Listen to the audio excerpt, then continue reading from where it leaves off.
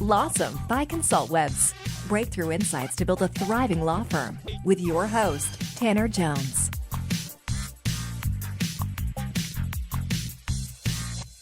Hello, everyone. Welcome to another LAWsome podcast. Today's focus is around enhancing the legal intake process and really improving the marketing strategy for a law firm. I'm excited to be interviewing Nick Werker. Nick, glad to have you today. Glad to be here. I'm still on my first take, so if you see any cuts of this episode, that means I messed up. Nick's going to do just fine. He is a marketing director at Answering Legal. He has a passion for SEO, for content marketing, and for improving the overall client experience for law firms. He's also the host of Everything Except the Law podcast, where it covers all the essential aspects of running a law firm that are very rarely, if ever, taught in law school. He's known for his expertise in content strategy, SEO, and lead capture optimization within the legal profession.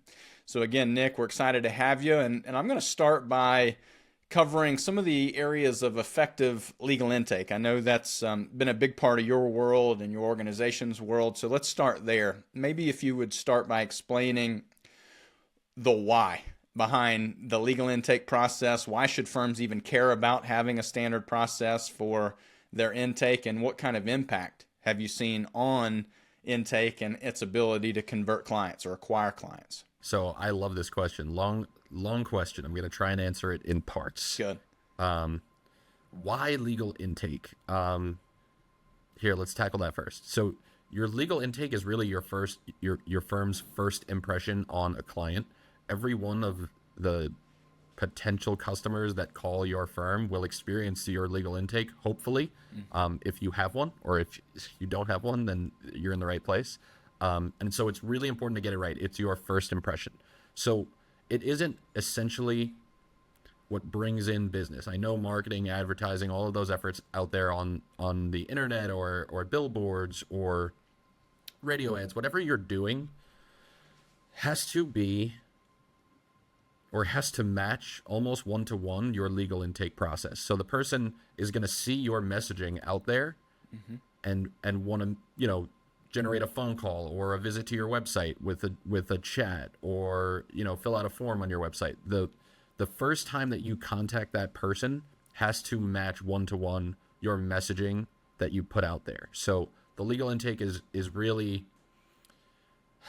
like, I hear a lot of lawyers say, like, oh, I get all these leads, but I'm not converting them. They're not qualified. Well, maybe they are qualified and maybe they are good leads, but maybe your legal intake needs work. What impact does it have, I think was the second part of your question, is, well, I mean, if you're into your numbers of your law firm, your cost per acquisition is heavily dependent on your intake. And so you can basically measure this with numbers. So say you're a law firm and you generate 100 leads per month. You're a criminal defense attorney and you only do DUI, and you want to generate 100 DUIs a month. I think that would be a really good month. And you get 100 leads, but you only close 5 of them. Then you know that your conversion rate from your legal intake standpoint is 5%, or 5% of 100. You can basically say, hey, I want to increase that to 15%. I want to close 15 cases per month with the same amount of leads. You can do that just by changing the specific way that you handle your phone call and perform the legal intake. I know you're probably going to ask me more about that, but I think I answered that question pretty effectively. It's one of the most common, what I will say is overlooked areas for virtually any business, but especially law firms, from my experience. Nobody's baby is ugly. We've said that before, and it's like, from the intake standpoint, every law firm will rate their intake as very strong. And you made an interesting point just in terms of the consistency in the messaging and how your brand is represented in your marketing and your advertising in the offline world, and ultimately how that relates to the experience when someone calls in. I'm going to come back to that topic here in a moment, because I think that's a really interesting piece that a lot of law firms don't consider. But yeah, to wrap that up, agreed. The conversion rate percentage is a major one. I would love to talk more on the other side of the coin, which would be the mistakes that you see in the intake process. What are some of the most common issues firms have on the intake side, and what have you learned how can they avoid these? I was on an interview for a podcast that we produce called Inside Answering Legal, and big shout out to Taryn Winterbrill. She was asking about this specifically, and so I'll answer the simple part first. The big mistake you can do is not making sure that you're picking up the phone live every time it's ringing, and not having a plan to call back the like web form leads or the chat leads that you get on your website. So that's number one. If you don't have a plan, and this is not a shameless plug for an answering service, if you don't have a plan of who in your organization answers the phone at what time, or you at least don't know where it goes, you're behind the eight ball on that one. Mm-hmm. The second one is, like I'm talking about, not having a well thought out process for your legal intake. And I'll just name a couple more that I see all the time is having busy attorneys perform the process themselves, or like failing to follow the same process every time. So not having a well thought out process, but not following the same process every time. Mm-hmm. What I think is really interesting, and this might be a good tidbit of information for lawyers out there, is that about half of the law firms that I speak to, when we're onboarding them as a client, will ask, based on practice area, say I'm onboarding a bankruptcy attorney, and he's a solo guy. He doesn't have a receptionist or a paralegal. He's just totally solo, answers the phone himself. We'll ask him, do you want us to perform a legal intake for bankruptcy when like a Chapter 13 bankruptcy comes in, or a Chapter 7? And they'll say, well, what questions are you going to ask? They don't have their own preset questions that they ask in order to qualify that lead when it comes into their law firm. So that's about half. I would say the other half are like, oh, I can send you my questions and you can use my legal intake questions and fill them out. And then about, I would say, half of that half, so a quarter of them, are really, really, really long, drawn-out legal intakes with questions that you don't need to be asking in a first call in order to convince that person to go with you. They're totally erroneous questions that you can get to in a consultation, say.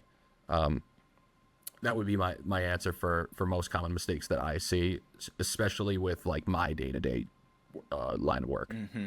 It's so difficult often. You mentioned the example of a solo attorney, a bankruptcy attorney, but it can be any practice area. If you're wearing a lot of hats within your business, I can confidently say intake is ideally not one of those hats, just because of the importance of being able to capture live calls and not send someone directly to a voicemail. Can you speak to that at all in your experience on or maybe you have conversion rates on somebody who dedicates time to intake and they always have someone that's answering versus someone who's not? What's your experience there?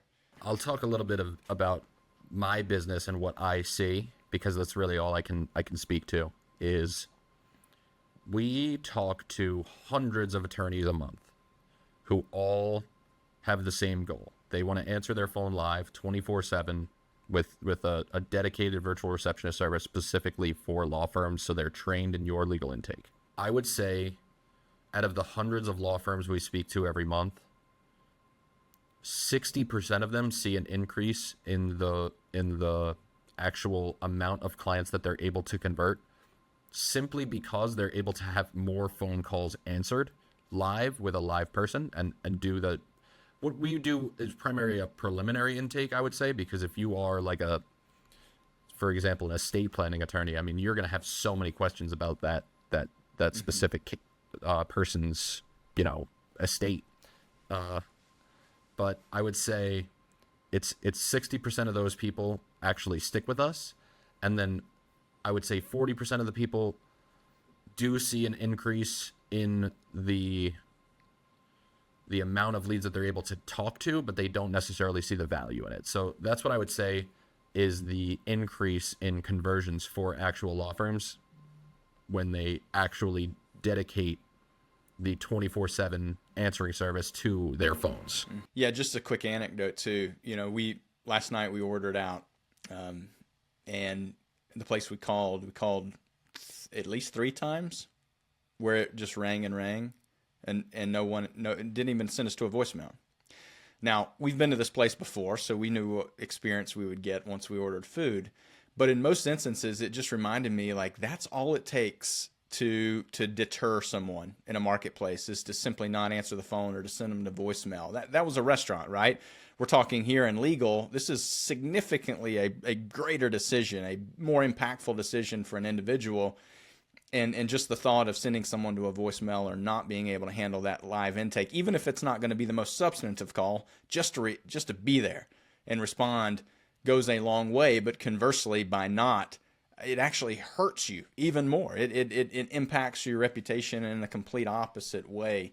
So I think that's such an important piece to ponder if you don't currently have a process in place. And Nick, you mentioned it. What I hear is just having intentionality behind a process to begin with, and know where things are going and know what is supposed to be said or asked.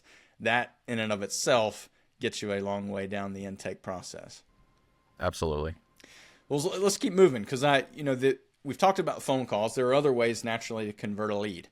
From your experience, what are some of the most effective strategies to even begin to capture a lead on a website? What's your experience there? So this is one of those, I have to give you a roundabout answer to your question, just because there's so much that goes into like lead generation. So I'll speak from my own expertise is that one of the majorly overlooked aspects of your marketing strategy in today's era is SEO. And I want to talk about SEO a little bit, but we're talking about effective strategies for capturing leads on a law firm's website. I forget how much it is, but American Express came out with a study that said something like it takes 10 touch points with your brand in order for somebody to know who you are and like recognize your brand. So think about all of the, say you're, I'm going to go back to criminal defense attorney example. Say you're a criminal defense attorney and you have Facebook ads, you're advertising on LinkedIn, you're advertising on Google, and you run a local radio ad in your town. The problem that you're going to run into is you're generating all of this awareness about your brand using advertising. And if your SEO isn't up to par when people go to like validate what they're hearing about you on all these advertisements, they're going to see a competitor's name and they're going to say, oh, well, this guy must not be as legit as the next person on the list. What do you mean by that, though? Like what when you say SEO and being, in line to be able to make that influence, what are they looking at specifically? I would say, and I'll speak in the I because I can only use my own example, is I run prospecting campaigns on all different sorts of search engines and platforms. And one of the ways that I validate what I'm saying is having a strong SEO presence. Now, I'll give you an example of what that looks like. So say somebody hears about you, they hear about Tanner Jones Law on the radio, and they go to Google Tanner Jones Law, but your presence isn't established on that specific keyword. We're talking about SEO. Your competitors will actually show up in the ads because they're bidding on your traffic. They want to make sure that they're, competing with your ads. In my opinion, I think SEO, and when people, in my opinion, when people go to validate that advertisement, they're looking for the organic result. And so if you're showing up for that organic result, they're going to go with you. I would say 9 times out of 10. Yeah, but coming back to the, ways to capture, what are you seeing? Oh, wow. I did not answer your question at all. I am one funny guy whose brain just takes... We were going one way, though. I think giving context around that, like they're going to find you through a number of ways, obviously. Brand building is a great way to do that, but they're often going to convert through the web. Tanner, this is why you're an excellent host, is because you're going to bring me back to like real life. So here's the most effective strategies that I see for capturing leads on a law firm's website is to have clear messaging about what you do and the value that you provide. Now, that seems like something really cliche to say to somebody who's in a really competitive market like criminal defense in their local presence. So What you can do to stand out a little bit more is have your website actually showcase the value that you bring to a client. Now, one of my favorite things that I have ever created and have told lawyers to create is video customer testimonials. So you can actually, like what Tanner and I are doing right now, get somebody on a podcast with you that you've worked with in the past, say, a success story customer. Personal injury firms have the best thing to do, because they could say, I won this guy $1 million. I won this. It's huge. It's monumental. It's life-changing for those types of people. Creating recorded video testimonials on your website is a game changer. People interact with that at such a high rate, and it really ends up converting. But I'm going to go back to capturing leads on your law firm's website. So you want to have clear messaging about the value that you provide, and then show examples of how you've provided that value. And one of the things that I think is really overlooked is having a strong call to action, but having a strong call to action that is easily accessible for anybody all over your website. So for example, on my website, no matter where you go, this header will follow you, and it says try for free in the corner, because that's what we offer. We offer a free trial, and that will follow you everywhere. I can't tell you the amount of law firm websites I go to where the header doesn't follow you and you're just like reading content on a page, which is all well and good if you have great content marketing, but that person doesn't necessarily know where to go on the website in order to contact you. So the call to action that goes to a form and having the phone number everywhere on the website is just, no matter what they're reading, they can stop what they're reading and call you at any point in their customer journey. And I'll add a couple quick things, just, from my experience too. It's like fishing without a hook.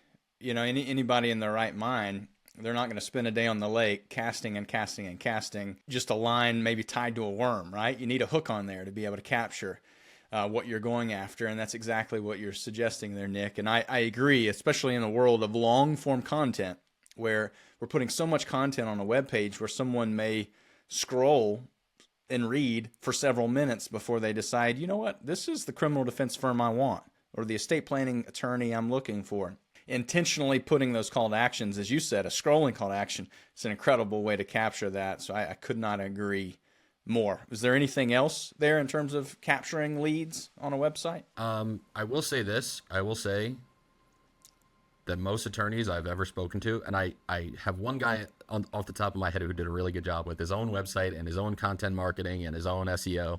But for a lot of attorneys out there, you don't waste your time trying to do it yourself. Work with a marketing agency, or hire a marketing professional in-house that can build you this website that we're talking about, that has an actual customer journey, and has these things that we're talking about, calls to action, the phone number that follows you, click to call, all of those things. They'll work with you and understand your goals and help you really build a web presence that will convert for you. I would agree. Yeah, getting that foundation right. And part of the foundation would involve content. We've talked about content a lot, and Nick, you've mentioned the importance of succinct messaging that clearly illustrates how you're helping people in your market so that there's no confusion to that. I know you have a strong background in content marketing yourself. So how do you approach creating content strategy that's going to have a higher probability of resonating with potential clients and driving engagement? So there's two ways to think about this. And I think what we used to talk about for so long is that attorneys should create content around the questions that they get from their clients most often. So I think that's really, really low-hanging fruit. And we use that term a lot in SEO, low-hanging fruit. So what I mean by that is, say, again, you're a criminal defense attorney and everybody who calls you always has the same question. Is, am I going to lose my license? Turn that into a piece of content. Am I going to lose my license after I get a DUI? And make sure that you actually relay the process of what happens when someone gets a DUI, what the factors in the specific case could possibly be to alter the outcome. That was one way that we always used to create high quality content. And the other way is, if you're working with a marketing agency, they're really going to do this for you, but they're going to do the research on what people are actually searching for in your area so that you can create content around that. So that looks like, say you have a competitor that you know is doing really well. You can plug in your competitor's site and see, the keywords. I'm dating myself saying keywords. I don't know if this is even the correct terminology nowadays, but this is how I know it. The exact keywords that this person is getting a lot of traffic for, and then you can build your own content around that. So that would be the two ways that I see lawyers create content. No doubt. And I will stress again the importance of the testimonials you referenced earlier. Testimonials are a form of content, right? And people also, text content is one thing, but being able to leverage video where there's both visual and audio, that captures attention. And most people today prefer video. Leveraging that as a huge content driver is an important piece today in building visibility, but also to compel and attract and convert prospective clients. So all good stuff. Obviously, content being a major part of being successful online. Another big part would be just simply your tech stack, as we like to call it, a firm's technology, how they're leveraging technology in their practice.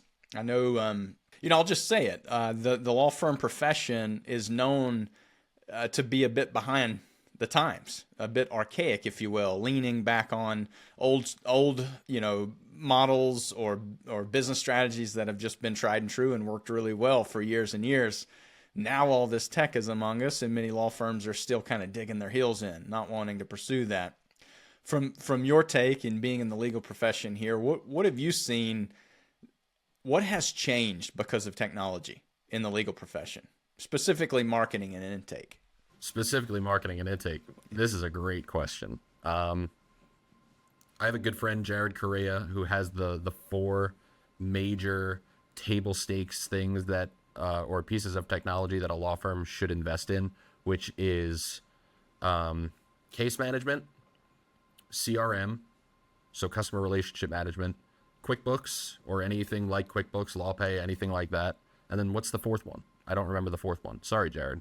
I would say as it pertains to legal intake and as it pertains to marketing, you need to have a CRM and you need to have an answering service. And why I am so staunch, and this is why I've been here for so long, because I really do believe in this, is if you're spending money advertising your brand and making sure that people can hear about you in your local area or wherever you serve clients, and you're not making sure that you're capturing that phone call that's generated by that money, you're essentially throwing your advertising dollars out the window.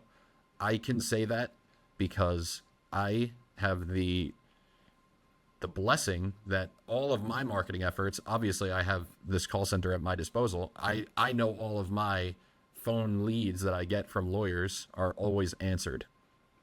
And then I can't imagine trying to have a relationship with or really like foster a connection with a lead without using a CRM. I mean, I have done it in the past before CRMs were like table stakes for my company too. Mm-hmm. The thing that you're able to do with like a legal CRM or a tool like Lawmatics or Clio Grow is you're able to actually have that person's information and then nurture that relationship with that customer nurture a relationship with that potential client until they become a customer. That's so big. I mean, as you said, these firms are spending, in some instances, tens of thousands, if not hundreds of thousands in marketing and advertising just to create more knownness. They're making the phone ring. And we often talk about conversion rates. You talked about that earlier, like 5% out of 100. Well, what are you doing with the other 95?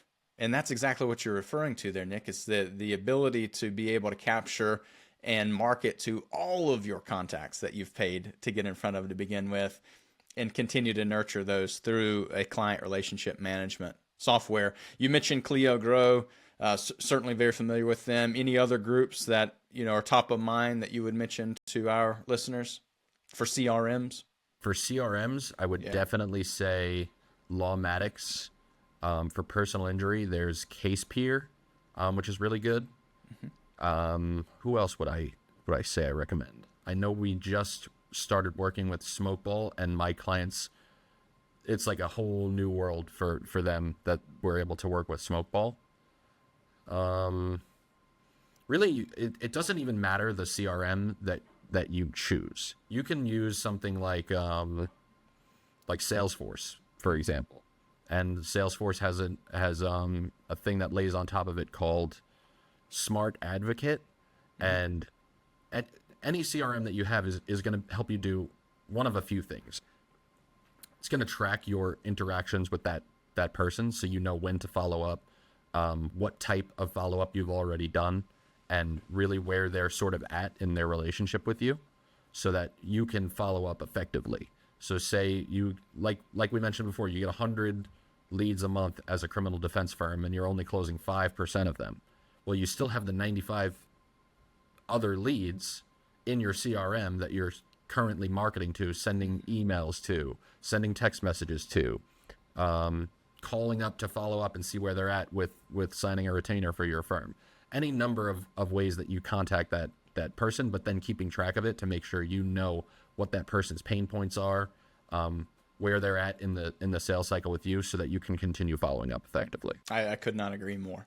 Such an important piece, and a lot of law firms are missing it. So there's your takeaway, listeners. If you do not have a CRM, a way to manage your leads over time, manage the conversations and communications, all interactions happening, scheduling follow-ups, you are missing a huge opportunity as a law firm.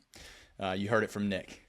All right, so podcasts. This is another topic, Nick, that I probably have this conversation once a week with clients and other law firms across the country. Just the idea of, do I need a podcast? Everybody seems to have one. Is this an effective marketing tool? How much time, how much money should I put into it? Lots of questions around this concept. Now, you personally, you host the Everything Except the Law podcast, which is awesome. And it's been an incredible resource for attorneys. So you have experience in this world. What's your take on this? Should law firms actively be pursuing a podcast if they haven't turned that corner yet? How important is this as part of an overall marketing mix? I think it depends on the type of law firm and the type of practice that you have.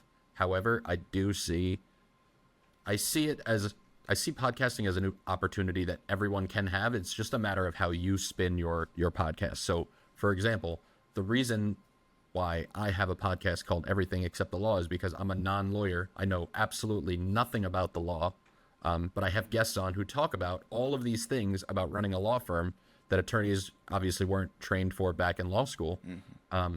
That's my spin, is I'm in front of attorneys teaching them things about running a law firm, marketing, advertising, hiring, delegating, time management, you name it. Mm-hmm. Anything that attorneys need to know about running a business. And that's my spin. So what I think is a really unique opportunity for attorneys to do is create a podcast and spin their service for us to really pique the interest of their actual clientele. So I know my audience is interested in the topics that I'm putting out. If you have an audience, say you're an estate planning attorney, you can bring on former clients about how the estate planning process was for them, and just talk for a half hour about their experience with your firm, what ended up happening, and what the outcome was. And I just think there's always a way, I call it a spin. There's always a way to spin a podcast to effectively address your audience. So I do think that attorneys could be podcasting. It's just a matter of deciding what kind of value you're going to provide to your audience and making it relevant enough. Mm-hmm. Well said. And that's what it comes down to. It's just noise if there's no strategy or intentionality behind it. But the fact remains, people do business with those they know, like, and trust. And the only way they're really going to truly know you, like you, and or trust you is to hear you, is to get to know you. Even when it's not one-to-one, there's tons of value there. But Nick, your guidance on making sure, first and foremost, it's one area you're passionate about, that you can speak to competently, and that you can offer value, such good framework for determining whether a podcast is for you. So let's land the plane here with the last concept around the future. And I always love kind of diving into what's ahead or what your world is telling you based on what you're seeing. What are the emerging trends that lawyers can start to plan for as it relates to both marketing and intake? As it relates to marketing, I will tell you that video is getting even bigger than it ever was before. And if you're not creating video in all of the phases of your relationship with prospective customers, you are probably going to be left behind. The amount, and because I deal with so many lawyers, when this used to be a huge topic, is like, I looked at a pair of shoes on Amazon and now that pair of shoes follows me everywhere.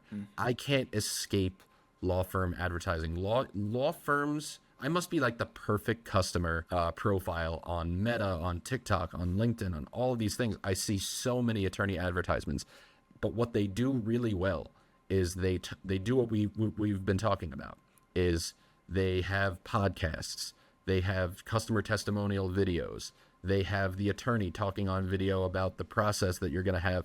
So I have this customer who does lemon law, and now like I can't get away from her lemon law ads. And so I just see video as just this way, and it's so engaging on all of these platforms, and it just cuts through all of the nonsense that you look through on Facebook with I don't even know. It just cuts through.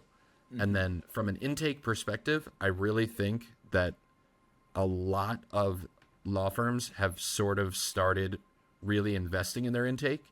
And the funny part about talking about legal intake is that we don't want to say the word sales to lawyers. We really just are trying to tell lawyers that you need a salesperson in your law firm, or you need to get comfortable with selling your service to a potential buyer. And lawyers are so uncomfortable with this concept of selling their services. They see it as an ethical issue. I find it funny because one of the best arguments I've heard about that, and I'll end with this because I know I just ramble. I probably haven't answered a single question, and I'm just rambling. If you ask a lawyer, do you think you're good at your job? Do you think you're a good lawyer? They're going to say yes. And do you think you provide a good value and a good service to your clients? They're going to say yes. Well, then don't you have a moral obligation to convince people to use your service because you are going to help change their lives? A lot of you can't talk about being a lawyer without talking about the actual real life implications of what what lawyers do. I'm talking about practice areas like criminal defense, personal injury, family, bankruptcy, social security, disability. All of those are really high stakes emergencies for the people that are contacting these firms. Bankruptcy is like the worst thing that can happen to you. A separation. This is all high stakes stuff we're talking about. So if you're not actively working to convince people and to work with your firm, you're behind. I agree. Yeah, sales has been somewhat of a bad word in the legal profession, but I appreciate you mentioning that, Nick. I'm not sure we've heard that at all on the podcast before. Just the direct point of intake is sales, and there's no harm in embracing that. In fact, simply by embracing that may add more intentionality in your overall process. So I love that encouragement and challenge. We'll say it's a challenge for those who are listening who has not seen intake as sales. Really start pursuing 2025 with that mindset and see what it does to your business growth and how many more people can you help with that mindset. Nick, thank you so much for joining, man. It's been great. Love your content. Appreciate your willingness to join us. What's the best way for people to find you online? So I am on LinkedIn. I'm pretty sure my name is Nicholas Werker on LinkedIn. Or you can send me an email at nick@answeringlegal.com. I answer all emails. So if you ask me something in my email, I will get back to you. Or visit our website at answeringlegal.com. Fantastic. Nick, thanks again. Appreciate you joining the show. I appreciate you having me. I don't know if I answered anything correctly, but I had a good time. It was a great time, and you did answer. Looking forward to the next one. Thanks, man. LAWsome by ConsultWebs with Tanner Jones. For show notes, links, and info, go to consultwebs.com/podcast. Be sure to subscribe and leave us a review. Watch for the next LAWsome episode to discover more breakthrough insights to build a thriving law firm.